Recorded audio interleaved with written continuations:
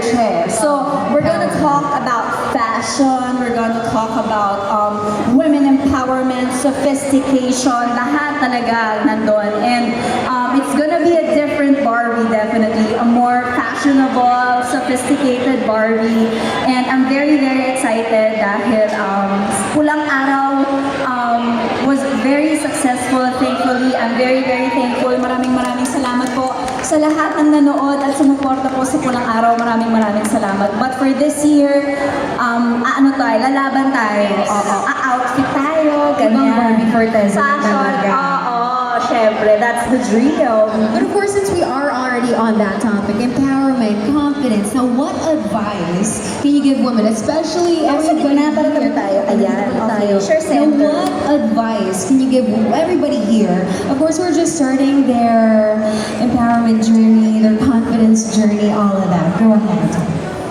Siguro po, as I am also just beginning to create my daily routine on my free days, ganyan. Siguro so far, ang share ko on is just to start. I mean, parang listen to yourself, listen to what you need. If you need time alone or if you need time with your friends, go do that. I mean, wala namang maling step eh.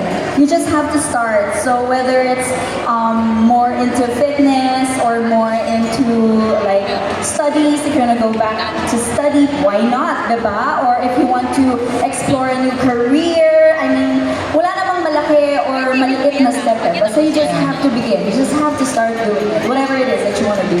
Love that. And of course, how does fragrance, how does BW Woman come into play with all of that?